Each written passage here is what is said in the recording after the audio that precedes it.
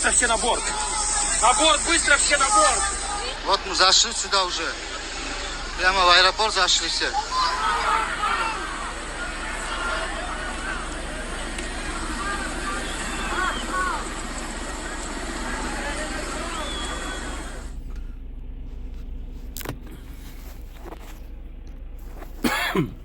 Alright, first and foremost, I want to give all honor and glory to Yahweh, Bahashem, Yahweh Shai, Bahashem Rakakadash.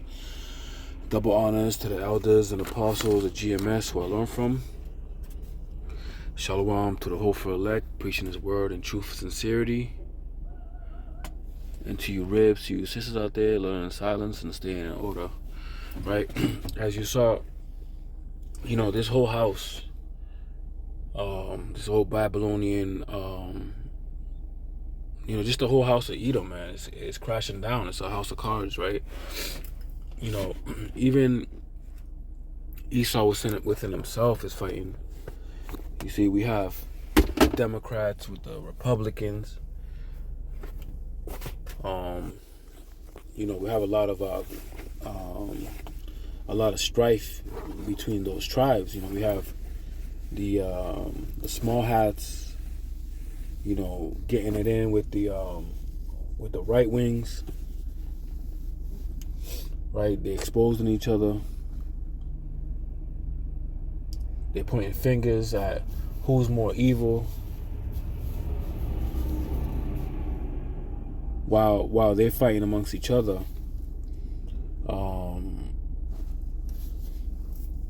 While they're fighting amongst each other, the Arab nations, you know, they had this hatred for Amalek for a very long time, but they never had the confidence and strength to actually make a move, right? In conjunction with the Euphrates River drying up, which they stole a prophecy from the Bible, and the Euphrates River is in the Quran as far as drying up. So with that being said, they believe that they are on their time to strike. This is their time to strike,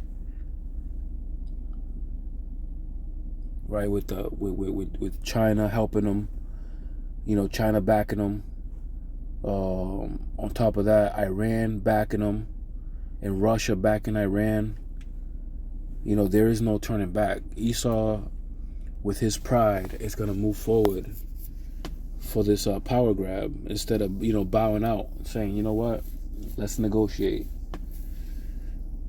No, the jig is up, and they're starting to expose. They're starting to expose a lot of the lies that's been told by Esau Edom. First and foremost, you hid Salakia. You taken the Lord's prized possession, right, and took them under captivity. So did the other nations, right? But more importantly, Ishmael is not playing games, right? They've been waiting for this for a long time. They've been waiting to get enough strength and power to actually make a move,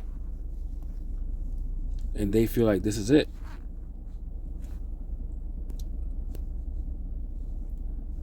Book of Jeremiah, chapter 49, verse 20. Salakia.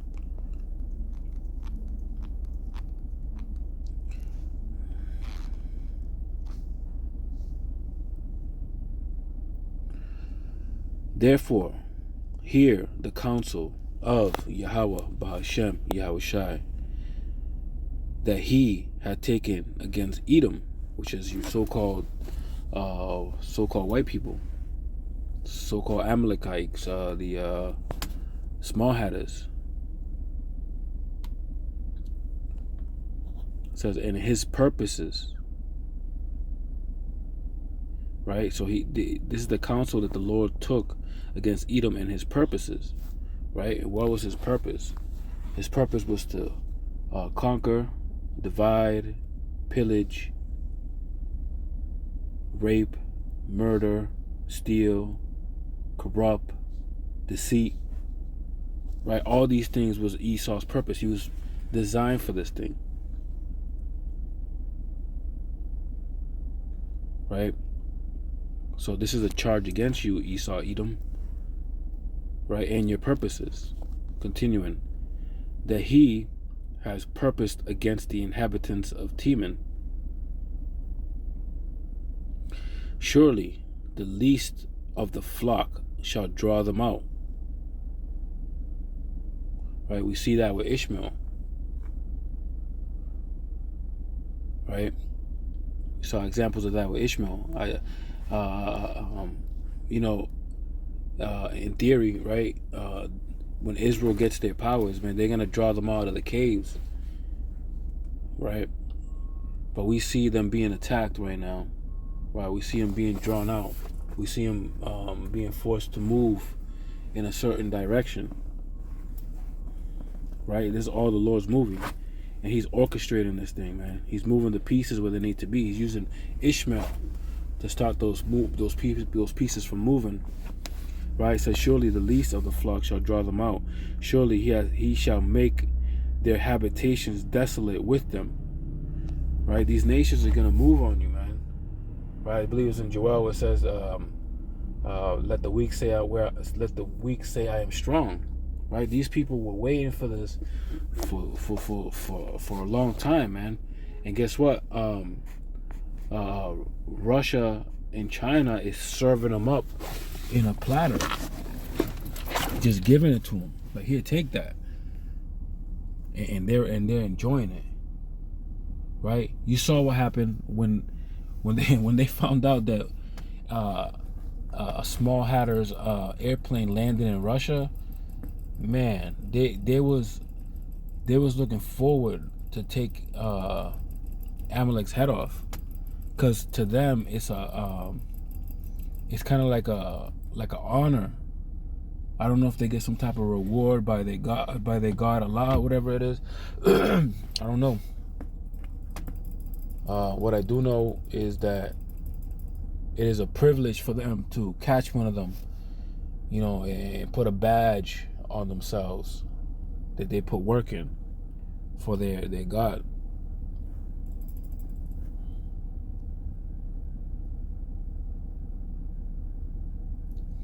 Right? Because Ishmael is willing to lose his life kamikaze style to accomplish a mission, because I believe they get some type of reward in their belief, right? I don't know if they get virgins or whatever it was if you die as a martyr.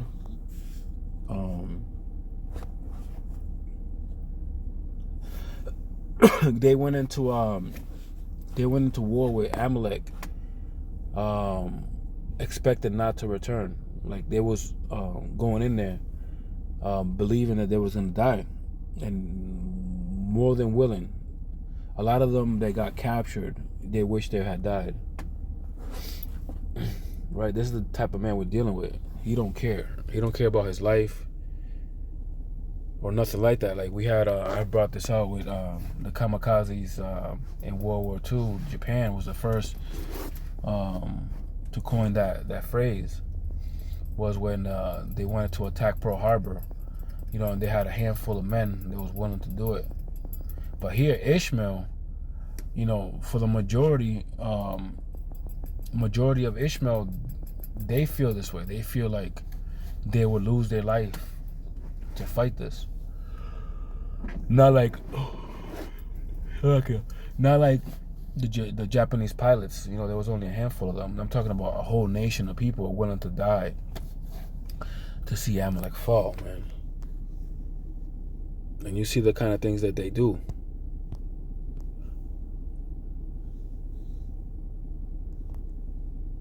This is Genesis chapter 16, verse 11. And the angel of Yahweh Ba'ashim Yahushai said unto her, Behold, thou art with child, and shalt bear a son, and shall call his name Ishmael, because Yahweh Ba'ashim Yahushai has heard thy affliction. Right, this is Ishmael's mother. It says, and he will be a wild man. His hand will be against every man. Right, so he's basically kill everybody, and that's the spirit that he's in right now. If you're not Muslim, then you're an enemy. You gotta go. So Christians don't got peace. Atheists definitely don't got peace, and anybody outside. So they basically either you with us or you're against us. And if they had the power, they take out everybody who doesn't accept that religion. It says, and he will be a wild man. His hand will be against every man, and every man's hand against him. Right? Because he's willing to die and make some wild moves just to further his beliefs. And that's why people don't like him. A lot of nations don't like Ishmael, because he's hard to tame. It says, and he shall dwell in the presence of all his brethren. Right? That's what we see. He usually keeps to himself. The Middle East, just as they call it, which is really Western Asia, as everybody else calls it. Right? Ishmael predominantly is amongst themselves. Even their country laws are centered on their religious beliefs. For example, in Dubai, they're Muslims, and people are not allowed to do a lot of things, and a lot of celebrities go there in fear, because they don't care if you're a celebrity or not. I just read on I forgot where I read it from, but there was a rapper. I don't want to misname the person, but he didn't want to go to Dubai because they said that if he smokes, that he's gonna get incarcerated. So he just turned down $5 million to not perform in Dubai. They offered him $5 million to perform, and he said no because he wasn't allowed to smoke. That's a different topic, right? Because if you're gonna turn down $5 million because you can't smoke, then marijuana is a drug. Anyways, yeah, man. So this man is wild, man, and he's willing to take out entire villages, man. If you gave that man the entire power of the whole earth, it would be under Islam, and he would not have no leeway, no give back, no nothing. It's strictly that. If not, you're going to jail or getting killed. That's the type of man that's after Amalek right now. And Amalek is, I ain't gonna lie, Amalek is nervous. You can tell. Because even within the land of Israel, there's division of the people. Civil war, civil unrest. And while all that's going on out there, right, there was I don't know if it was a congressperson or a politician in Atlanta who said that the biggest threat to Israel is the so-called black community here in the USA, which wouldn't make any sense to the to the average Joe, but the ones in the know. Right, the gig is up, and the whole earth is against you. Right, you were so used to having military power and might, and you had this big hammer, and everybody else looked like a nail to you. Everybody else looked like a nail to you. But the tables have turned.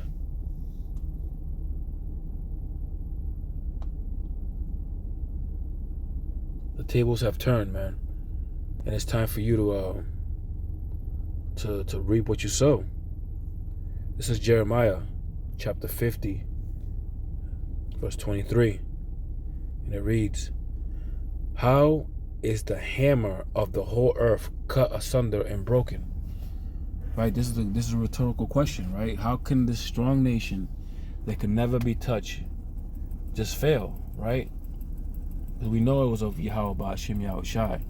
Romans 9 says that for this reason he raised Pharaoh up, so his power could be known throughout the whole earth, right? By what?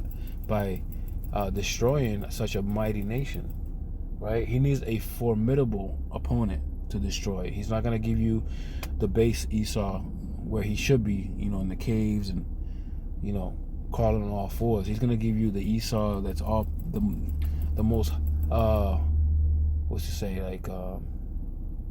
when you level up a character in whatever game you're playing, you got to have all the stats all ranked up, all the way up.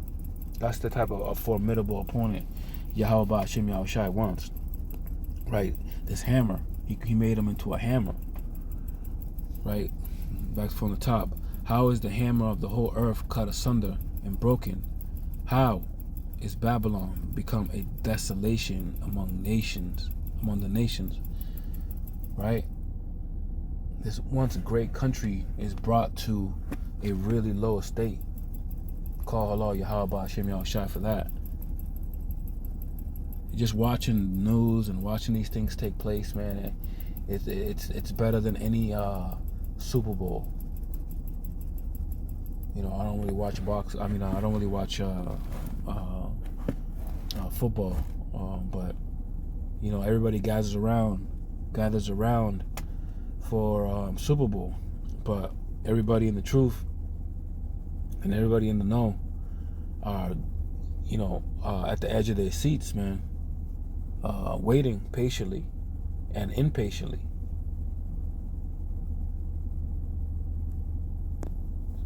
for this man to be brought low. This is the book of Isaiah, chapter 14 and 15. Yet, though thou be brought down to hell, right? And that word hell is Sheol, which means the grave, a real low estate, back to base, back to level 1. Right, game over, back to level 1. It says, yet thou shalt be brought down to hell, to the sides of the pit. Verse 16, they that see thee shall narrowly look upon thee.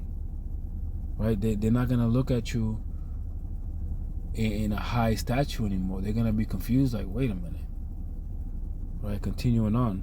And consider thee, saying, is this the man that made the earth to tremble, that did shake kingdoms? Right, they're gonna look at you confused, like, man, you really ain't shit. Verse 17, that made the world as a wilderness, and destroyed the cities thereof, that opened not the house of the prisoners. Right, everybody knows you as the oppressor.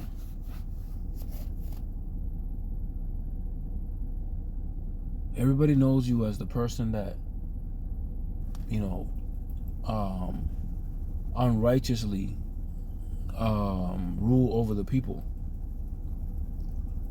Verse 18, all the kings of the nations, even all of them, lie in glory, every one in his own house. But thou art cast out of thy grave like an abominable branch, and as the remnant of those that are slain, thrust through with a sword, that go down to the stones of the pit, as a carcass trodden on the feet. Call Allah Yahweh Ba'ashem Yahushai for that.